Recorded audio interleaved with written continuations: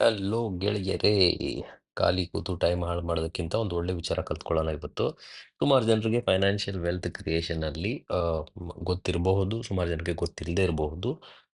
ಕೆಲವ್ರಿಗೆ ಅನ್ಸುತ್ತೆ ದುಡ್ದಿರೋ ದುಡ್ಡನ್ನ ಯಾವ ರೀತಿಯಾಗಿ ನಾವು ಬೆಳೆಸೋದು? ಸುಮಾರು ಜನ ಏನು ವಿಚಾರ ಮಾಡ್ತಾರೆ ಅಂತಂದ್ರೆ, ಲೈಕ್ ಯಾರಿಗಾದ್ರೂ ಇಂಟ್ರೆಸ್ಟ್‌ಗೆ ದುಡ್ಡು ಕೊಟ್ರೆ ಇಂಟ್ರೆಸ್ಟ್ ಬರುತ್ತೆ ನಮ್ಗೆ. ಆಮ್, ಆ ಥರ ನಾವು ದುಡ್ಡು ಮಾಡಬಹುದು ಅಂತೇಳಿ ಸುಮಾರು ಜನ ಅದನ್ನ ಆ ರೀತಿಲಿ ವಿಚಾರ ಮಾಡ್ತಾರೆ. ಬಟ್ ದ ಫ್ಯಾಕ್ಟ್ ಏನಂತಂತಂದ್ರೆ, ಆ, ನಮಗೂ ನಿಮ್ಗೂ ಗೊತ್ತಿರೋ ಹಂಗೆ ಸುಮಾರು ಜನ ನಾವು ಕೊಟ್ಟಿರೋ ದುಡ್ಡೇ ನಮ್ಗೆ ವಾಪಸ್ ಬರಲ್ಲ.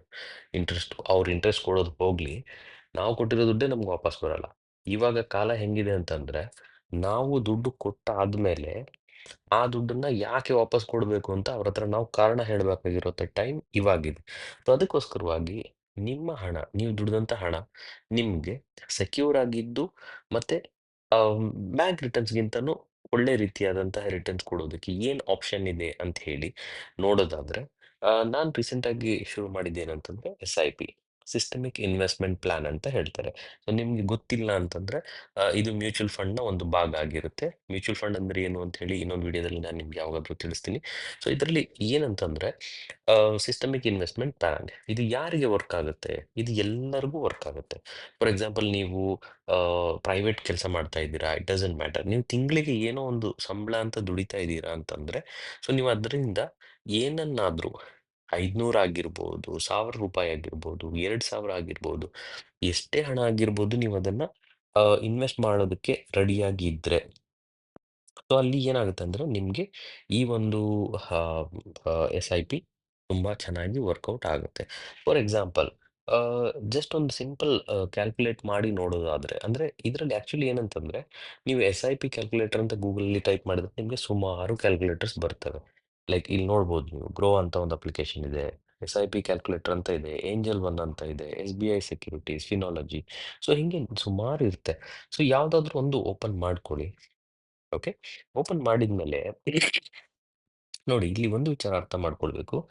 ರಿಯಲಿಸ್ಟಿಕ್ ಆಗಿ ಕ್ಯಾಲ್ಕುಲೇಟ್ ಮಾಡೋದು ತುಂಬಾ ಇಂಪಾರ್ಟೆಂಟ್ ಆಗಿರುತ್ತೆ. ನೋಡಿ, ಇಲ್ಲಿ 2 ಆಪ್ಷನ್ಸ್ ತೋರಿಸ್ತಾ ಇದ್ದಾರೆ. ಒಂದು ಎಸ್-ಐ-ಪಿ ಅಂತ ತೋರಿಸ್ತಾ ಇದ್ದಾರೆ, ಒಂದು ಲಂಪ್ ಅಂತ ತೋರಿಸ್ತಾ ಇದ್ದಾರೆ. ಅಂದ್ರೆ ಎಸ್-ಐ-ಪಿ ಅಂತಂದ್ರೇನು? ನೀವು ತಿಂಗಳಿಗೆ ಇಷ್ಟು ಅಂತ ಇನ್ವೆಸ್ಟ್ಮೆಂಟ್ ಮಾಡ್ತಾ ಹೋಗ್ತೀರಾ ಅದಕ್ಕೋಸ್ಕರ. ಅಂಡ್ ಲಂಪ್ ಅಂದ್ರೆ ನೀವು ಒಂದೇ ಸರಿ ಇನ್ವೆಸ್ಟ್ಮೆಂಟ್ ಮಾಡಿ ಕೈ ಬಿಟ್ಬಿಡ್ತೀರಾ. ಸ್ವಲ್ಪ ಕೆಲವು ವರ್ಷಗಳು ನೀವು ಅದನ್ನ ಬಿಟ್ಬಿಡ್ತೀರಾ. ಸೊ ಫಸ್ಟ್ ಎಸ್-ಐ-ಪಿ ನೋಡೋದಾದ್ರೆ ಇಲ್ಲಿ, ಫಾರ್ ಎಕ್ಸಾಂಪಲ್, ತುಂಬಾ ಜಾಸ್ತಿ ಏನ್ ಬೇಡ. ಓಕೆ. ನೀವು ಕೂಲಿ ಕಾರ್ಮಿಕರಂತ ಅನ್ಕೊಳ್ಳಿ. ಓಕೆ. ನಿಮ್ಮ ಕೈಲಿ ಓನ್ಲಿ ದಿನಕ್ಕೆ ಒಂದು ₹100 ಮಾತ್ರನೇ ನಿಮ್ಗೆ ಇನ್ವೆಸ್ಟ್ಮೆಂಟ್ ಮಾಡಕ್ಕಾಗೋದು. ಅದಕ್ಕಿಂತ ಹೆಚ್ಚು ನಿಮಗೆ ಮಾಡಕ್ಕಾಗಲ್ಲ. ಹಂಗೆ ಅಂತ ಅನ್ಕೊಳ್ಳೋಣ. ಒಂದು ಚಿಕ್ಕದ್ರಿಂದನೇ ಕ್ಯಾಲ್ಕುಲೇಟ್ ಮಾಡಿ ನೋಡೋಣ. 13% ನಾನು ಯಾಕೆ ತಗೊಂಡಿದ್ದೀನಿ ಅಂತಂದ್ರೆ, ನೀವು ಹಿಂದಿನ ವರ್ಷಗಳಲ್ಲಿ, ಎಲ್ಲಾ ಹಿಂದಿನ ವರ್ಷಗಳಲ್ಲಿ ಸೇರಿಸಿ ಮಾರ್ಕೆಟ್ ಎಷ್ಟು ಮೂವ್‌ಮೆಂಟ್ ಆಗಿದೆ ಅಂತ ನೋಡಿದ್ರೆ, ಆನ್ ಆನ್ ಎವರೇಜ್ ಒಂದು 12ರಿಂದ 13% ಮಾರ್ಕೆಟ್ ಮೂವ್‌ಮೆಂಟ್ ಆಗೇ ಆಗಿರುತ್ತೆ. ಓಕೆ. ಸೊ ಕೊನೆಯದಾಗಿ ನೀವೇನ್ ಮಾಡ್ಬೇಕು ಅಂದ್ರೆ, ಎಷ್ಟು ವರ್ಷ ನೀವು ಈ ಇನ್ವೆಸ್ಟ್‌ಮೆಂಟನ್ನ ಕಂಟಿನ್ಯೂ ಮಾಡ್ತೀರಾ? 10 ವರ್ಷನೋ, 12 ವರ್ಷನೋ, 15 ವರ್ಷನೋ, ಅಥವಾ 17 ವರ್ಷನೋ, ಇಟ್ ಡಿಪೆಂಡ್ಸ್ ಆನ್ ನಿಮ್ಗೆ ಯಾವ ರೀತಿ ಬೇಕೋ ಅದನ್ನ ನೀವು ಇಲ್ಲಿ ಸೆಲೆಕ್ಟ್ ಮಾಡ್ಕೊಳ್ಳಿ. ಸೊ ನಾನಿಲ್ಲಿ ಏನ್ ಮಾಡ್ತಾ ಇದ್ದೀನಿ ಅಂದ್ರೆ, 22 ಅಥವಾ 24 ಇಯರ್ಸ್ ಅಂತ ನಾನು ಇಲ್ಲಿ ಸೆಲೆಕ್ಟ್ ಮಾಡ್ತಾ ಇದ್ದೀನಿ. ಇದು ಯಾಕೆ ನಾನು 24 ಅಂತ ಸೆಲೆಕ್ಟ್ ಮಾಡಿದ್ದೀನಿ ಅಂತ, ಈ ರೀಸನ್‌ನ ನಾನು ನಿಮ್ಗೆ ಆಮೇಲೆ ಹೇಳ್ತೀನಿ. ವಿಡಿಯೋ ಎಂಡಲ್ಲಿ ಹೇಳ್ತೀನಿ. ಆಹ್, ಸೊ ಇಲ್ಲಿ ನೀವು ನೋಡೋದಾದ್ರೆ ನಿಮ್ಗಿಲ್ಲಿ ಏನ್ ತೋರಿಸುತ್ತೆ?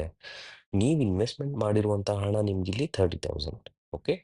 ನಿಮ್ಗೆ ಬರುವಂತಹ ಎಕ್ಸ್‌ಪೆಕ್ಟೆಡ್ ರಿಟರ್ನ್ ಏನಿದೆ ಅದು ನಿಮ್ಗೆ 1,69,000. ಓಕೆ.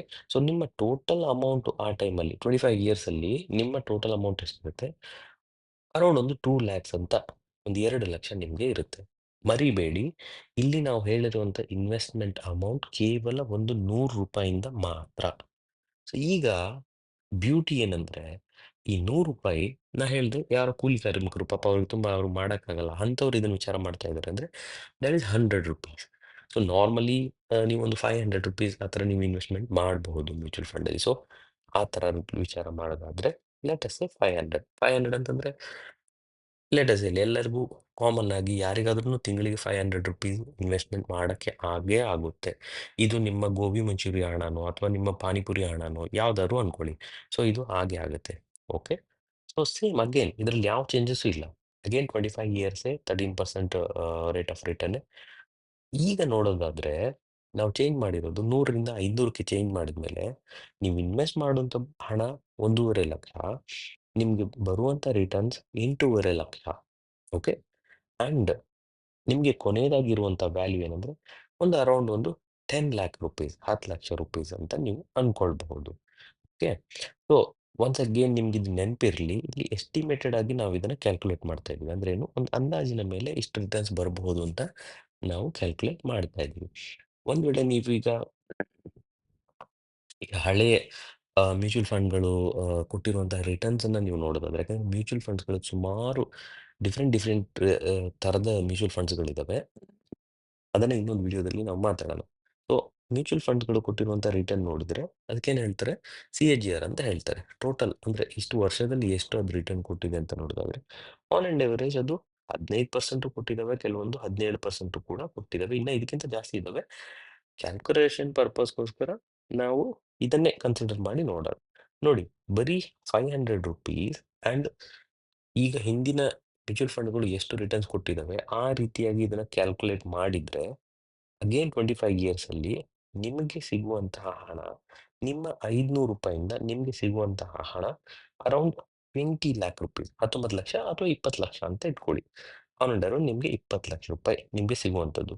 ಇಲ್ಲಿ ನೀವು ನೋಡ್ಬೇಕಾಗಿರೋಂಥ ವಿಚಾರ ಏನಂದ್ರೆ, ನೀವು ಇನ್ವೆಸ್ಟ್ ಮಾಡುವಂತ ಹಣ ಎಷ್ಟಾಗಿರುತ್ತೆ? 1,50,000 ಮಾತ್ರ.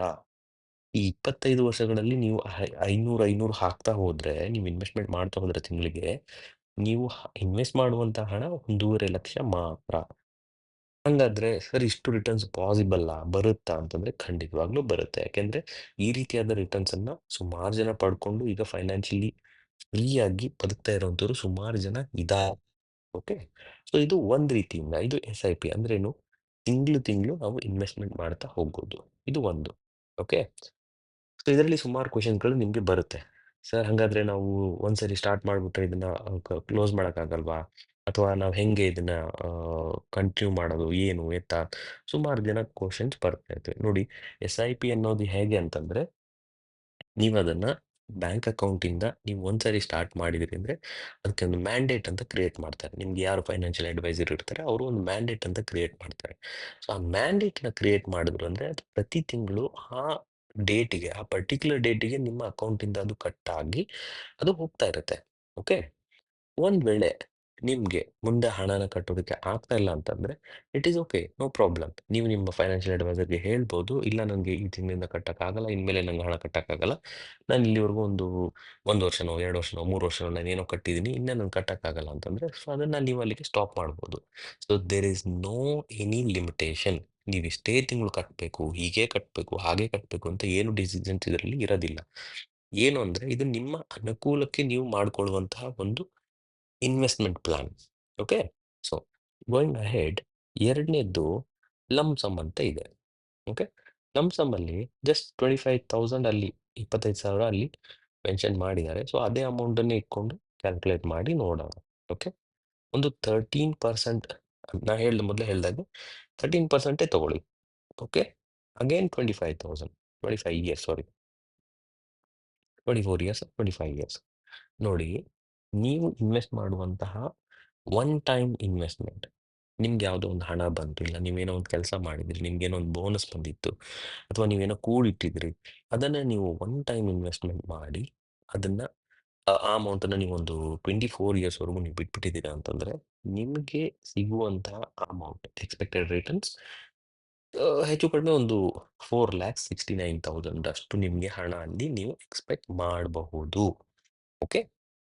ಐ ಹೋಪ್ ನಿಮ್ಗೆ ಇದು ಅರ್ಥ ಆಗ್ತಿದೆ ಅಂತ ಅನ್ಕೊಳ್ತೀನಿ. ಅದರಲ್ಲಿ ಸ್ವಲ್ಪ ನಾನು ಮೊದಲೇ ಹೇಳ್ದಂಗೆ, ಸೊ ಪ್ರೀವಿಯಸ್ ಮ್ಯೂಚುವಲ್ ಫಂಡ್‌ಗಳು ಯಾವ ರೀತಿ ರಿಟರ್ನ್ ಕೊಟ್ಟಿದ್ದಾವೆ ಆ ಪರ್ಸೆಂಟೇಜ್ ಅನ್ನ ಹಾಕಿ ನೋಡಿದ್ರೆ, ನಿಮ್ಗೆ 10,00,000 ಟು 11,00,000 ರುಪೀಸ್ ನಿಮ್ಗೆ ಬರೀ 25,000ದಿಂದ ನೀವು ಜನರೇಟ್ ಮಾಡಬಹುದು. ಓಕೆ. ಇದನ್ನ ಕರೆಕ್ಟಾಗಿ ಅರ್ಥ ಮಾಡ್ಕೊಳ್ಳಿ. ಜನರೇಟ್ ಮಾಡಬಹುದು. ಓಕೆ. ಸೊ ನಾನು ನಿಮ್ಗೆ ಸ್ಟಾರ್ಟಿಂಗಲ್ಲಿ ಒಂದು ಮಾತು ಹೇಳಿದೆ. ಯಾಕೆ ನಾನು ಈ ಟೈಮ್ ಪೀರಿಯಡ್ 24 ಇಯರ್ಸ್ ಅನ್ನೇ ತಗೊಳ್ತಾ ಇದ್ದೀನಿ ಅಥವಾ 25 ಇಯರ್ಸ್ ಅನ್ನೇ ತಗೊಳ್ತಾ ಇದ್ದೀನಿ ಅಂತಂದ್ರೆ, ಸಿ ಇದರಲ್ಲಿ ಸುಮಾರು ಜನಕ್ಕೆ ಒಂದು ಟೆನ್ಷನ್ ಅನ್ನೋದಿರುತ್ತೆ. ಏನು, ನೀವು ಮದುವೆ ಆದ್ರಿ, ನಿಮ್ಗೆ ಮಕ್ಳು ಹುಟ್ಟಿದ್ವು. ನಿಮ್ಗೇನು ಆವಾಗ ನಿಮ್ಗೆ ಸ್ಟಾರ್ಟ್ ಆಗೋ ಚಿಂತೆ ಇಷ್ಟೇ. ಹೆಂಗೋ ಮಕ್ಕಳನ್ನ ಓದಿಸ್ತೀವಿ, ಬೆಳೆಸ್ತೀವಿ, ಬರೀ ಏನೋ ಒಂದು ಮಾಡ್ತೀವಿ. ಬಟ್ ಅವ್ರ ಜೀವನ ಹೆಂಗೆ? ಅವ್ರ ಜೀವನಕ್ಕೆ ಏನ್ ದಾರಿ ಮಾಡೋದು? ಇದು ಹಲವಾರು ಮಿಡಲ್ ಕ್ಲಾಸಲ್ಲಿರುವಂಥ ಸುಮಾರು ಜನರದ್ದು ಕ್ವಶ್ಚನ್ ಇದು. ಹೌದಾ? ಸೊ ಅದಕ್ಕೋಸ್ಕರವಾಗಿ ನಾನು ಹೇಳ್ತಾ ಇದ್ದೀನಿ. ಎಕ್ಸಾಂಪಲ್, ನಿಮ್ಮ ಮಗು ಹುಟ್ಟಿದ ವರ್ಷದಿಂದ ನೀವು ಶುರು ಮಾಡಿದ್ರೆ, ನಿಮ್ಮ ಮಗು 25 ಇಯರ್ಸ್ ಬರುವಷ್ಟೊತ್ತಲ್ಲಿ ನೀವು SIP ಪ್ಲಾನ್ ಮಾಡ್ತಾ ಇದ್ದೀರಾ ಅಂತಂದ್ರೆ, ಜಸ್ಟ್ ಇಮ್ಯಾಜಿನ್, ನೀವು ಮಗುಗೋಸ್ಕರ ತಿಂಗಳಿಗೆ 1,000 ತಿಂಗಳಿಗೆ 1,000 ಮಾಡ್ತಾ ಇದ್ದೀರಾ. ಹೆಚ್ಚೇನ್ ಬೇಡ. ಅದೇ 1,000 ಮಗುಗೋಸ್ಕರ ನೀವು ಮಾಡ್ತಾ ಇದ್ದೀರಾ. 24 ಇಯರ್ಸಲ್ಲಿ ನಿಮ್ಮ ಮಗು ಹತ್ರ 32 ಲ್ಯಾಕ್ ರೂಪೀಸ್ ಇರುತ್ತೆ. ಓಕೆ. ಸೊ ಬೇಡ, ನೀವು ಒಂದು ಸ್ವಲ್ಪ ಸೀರಿಯಸ್ ಆಗಿರೋರಿದ್ದೀರಿ. ನೀವು 1,000 ಅಲ್ಲ, ನೀವು ನಮ್ಮ ಮಗುಗೋಸ್ಕರ ನಾವು ಒಂದು 5,000 ನಾವು ಇನ್ವೆಸ್ಟ್ ಮಾಡೇ ಮಾಡ್ತೀವಿ ಅನ್ನೋದಾದ್ರೆ, C 1,62 lac rupees. Again I am saying expected returns ಅಲ್ಲಿ ಒಳ್ಳೆ ರೀತಿಯಲ್ಲಿ ನಿಮಗೆ ಮಾರ್ಕೆಟ್ಸ್ ಎಲ್ಲ ಚೆನ್ನಾಗಿ ನಡೆದು ಎಕ್ಸ್ಪೆಕ್ಟೆಡ್ ರಿಟರ್ನ್ ಅಲ್ಲಿ ನಿಮಗೆ 1,62,000 ಬರುತ್ತೆ. And previous markets and previous mutual fund returns ನೋಡಿದ್ರೆ ಇವನ್ ಇದಕ್ಕಿಂತನೂ ಬೆಟರ್ ಆಗಿ ರಿಟರ್ನ್ಸ್ ಕೊಟ್ಟಿರುವಂಥ ಫಂಡ್ಗಳು ಇದಾವೆ. ಸೊ ಇದನ್ನ ನೀವು ಪ್ಯೂರ್ಲಿ ಯಾವ ರೀತಿ ಕನ್ಸಿಡರ್ ಮಾಡಬೇಕು ಅಂತಂದ್ರೆ, ನಿಮ್ಮ ಮಕ್ಕಳ ಒಂದು ಭವಿಷ್ಯಕ್ಕೋಸ್ಕರ ಅಂತ ಏನು ವಿಚಾರ ಮಾಡ್ತೀರಾ, ಆ ಟೈಮಲ್ಲಿ ನಿಮ್ಗೆ ಇದು ತುಂಬಾ ಹೆಲ್ಪ್ ಆಗುತ್ತೆ. ಸೊ ಈ ರೀತಿಯಾಗಿ ನೀವು ಡೆಡಿಕೇಟೆಡ್ ಆಗಿ ಸಿಸ್ಟಮಿಕ್ ಇನ್ವೆಸ್ಟ್ಮೆಂಟ್ ಪ್ಲಾನ್ ಮಾಡಿಕೊಂಡು ನೀವು ಒಂದು ಒಳ್ಳೆ ವೆಲ್ತ್ ಅನ್ನ ಮಕ್ಕಳಿಗೋಸ್ಕರ ಕ್ರಿಯೇಟ್ ಮಾಡಬಹುದು. ಸೊ ಅದೇ ರೀತಿಯಲ್ಲಿ ನಾನು ಹೇಳ್ದಂಗೆ, ಸೊ ಅಗೇನ್, ಸೊ ಯಾರಾದ್ರೂ ಲಂಪ್ ಸಮ್ ಇನ್ವೆಸ್ಟ್ಮೆಂಟ್ ಮಾಡಬೇಕು ಅಂದ್ರೆ 1 ಲ್ಯಾಕ್ ಅಥವಾ 5 ಲ್ಯಾಕ್ಸ್ ಈ ತರ ಮಾಡ್ತಾರೆ. ಸೊ ಕನ್ಸಿಡರ್ 5 ಲ್ಯಾಕ್ಸ್ ಅಂತ ಒಂದ್ಸರಿ ಕನ್ಸಿಡರ್ ಮಾಡಿಕೊಂಡು ಅಗೇನ್ 17% ಇಟ್ಕೊಂಡು ನೀವು ನೋಡಿದ್ರೆ, ಒನ್ ಟೈಮ್ ನೀವು ಇನ್ವೆಸ್ಟ್ ಮಾಡುವಂತಹ 5 ಲ್ಯಾಕ್ಸ್ ನಿಮಗೆ ಪಾಸಿಬಲಿ 2,16 ಲ್ಯಾಕ್ ರೂಪೀಸ್ ಅಷ್ಟು ಹಣನ ಜನರೇಟ್ ಮಾಡಿ ಕೊಡುತ್ತೆ. ಓಕೆ, ಇಷ್ಟು ಹಣವನ್ನ ಇದು ಜನರೇಟ್ ಮಾಡಿ ಕೊಡಬಹುದು. ಅಗೇನ್ 5 ಲ್ಯಾಕ್ಸ್ ಅಲ್ದೇನೆ ನೀವು ಇದನ್ನ ಎಷ್ಟು ಬೇಕಾದರೂ ಚೇಂಜ್ ಮಾಡಿಕೊಂಡು ನೀವು ಟ್ರೈ ಮಾಡಬಹುದು. Okay, so let us say like 10 lakhs ಅಂತ ಅನ್ಕೊಳ್ಳಿ. ಸೊ 10 ಲ್ಯಾಕ್ಸ್ ಅಂತಂದ್ರೆ again U C 4.3 crores. Can you imagine 4.3 crores? Not an exaggeration. ಅಂದ್ರೆ ಸುಮ್ಮನೆ ನಿಮಗೆ ಒಂದು ಆಸೆ ಹುಟ್ಟಿಸ್ಬೇಕು ಅಂತಲ್ಲ. ಈ ಜಸ್ಟ್ 10 ಲ್ಯಾಕ್ಸ್ ಇಲ್ಲಿ ಲಾಂಗ್ ಟರ್ಮ್ ಒಂದು ಇದು ಏನಂತಾರೆ, ಲಾಂಗ್ ಟರ್ಮ್ ನೀವು ಅದನ್ನ ಬಿಡೋದ್ರಿಂದ 10 ಲ್ಯಾಕ್ಸ್ ನೀವು ಇನ್ವೆಸ್ಟ್ಮೆಂಟ್ ಮಾಡಿದಿರಿ. 10 ಲ್ಯಾಕ್ಸ್ ಅನ್ನ ನೀವು ಲಾಂಗ್ ಟರ್ಮ್ ಅಲ್ಲಿ ಇಲ್ಲಿ ಇನ್ವೆಸ್ಟ್ ಮಾಡಿ ಇಟ್ಟಿದ್ದೀರಾ ಅಂತಂದ್ರೆ ನಿಮ್ಗೆ ಈ ಒಂದು ರಿಟರ್ನ್ಸ್ ಬರುವಂತಹ ಸಾಧ್ಯತೆ ಇದೆ. ಐ ಹೋಪ್ ನಿಮಗೆ ಈ ವಿಡಿಯೋದಿಂದ ಏನಾದರೂ ಒಂದು ಸ್ವಲ್ಪ ಸಣ್ಣ ವಿಚಾರ ನಿಮಗೆ ಇನ್ಫಾರ್ಮೇಶನ್ ನಿಮಗೆ ಸಿಕ್ಕಿದೆ ಅಂತ ನಾನು ಅನ್ಕೊಳ್ತೀನಿ. If you like this video, ಇದೇ ರೀತಿ ನಿಮಗೆ ನೆಕ್ಸ್ಟ್ ಲಮ್ಸಮ್ ಅಲ್ಲಿ SIP ಪ್ಲಸ್ ಲಮ್ಸಮ್ ಮಾಡಿದ್ರೆ ಎಷ್ಟಾಗುತ್ತೆ ಅಂದ್ರೆ, ನಾವು ಸ್ವಲ್ಪ ದುಡ್ಡು ನಮಗೆ ಸ್ಟಾರ್ಟಿಂಗ್ ಅಲ್ಲಿ ನಾವು ಹಾಕಿ ಮತ್ತೆ ಇದು ಮಾಡಿದ್ರೆ ಹೆಂಗ್ ಮಾಡ್ತೀವಿ ಅಂತಂದ್ರೆ, ಅದನ್ನ ಇನ್ನೊಂದು ವಿಡಿಯೋದಲ್ಲಿ ಕ್ಯಾಲ್ಕುಲೇಟ್ ಮಾಡಿ ನಾನು ನಿಮಗೆ ತೋರಿಸ್ತೀನಿ. ಆ್ಯಂಡ್ ಅದರಲ್ಲೂ ಕೂಡ ನಿಮಗೆ ಯಾವ್ಯಾವ ರೀತಿಯಲ್ಲಿ ನೀವು ಗೋಲ್ ಬೇಸ್ ಡಿಫ್ರೆಂಟ್ ಡಿಫ್ರೆಂಟ್ ಪ್ಲಾನ್ ಅನ್ನು ಮಾಡ್ಕೊಳ್ಬಹುದು ಅನ್ನೋದನ್ನ ನಾವು ಡಿಸ್ಕಸ್ ಮಾಡ್ಬೋದು. ಅಗೇನ್, ಈ ಈ ಒಂದು ವಿಡಿಯೋದಲ್ಲಿ ನಿಮ್ಗೆ ಏನಾದರೂ ಒಂದು ಸ್ವಲ್ಪನಾದ್ರೂ ಇನ್ಫಾರ್ಮೇಶನ್ ಇಷ್ಟ ಆಗಿದ್ರೆ ಡೆಫಿನೆಟ್ಲಿ ಸಬ್ಸ್ಕ್ರೈಬ್ ಮಾಡ್ಕೊಳ್ಳಿ. ಆ್ಯಂಡ್ ಚಾನಲ್ ಲೈಕ್ ಮಾಡಿ ಆ್ಯಂಡ್ ಕಮೆಂಟ್ ಮಾಡಿ and do whatever you want. And yeah, thank you.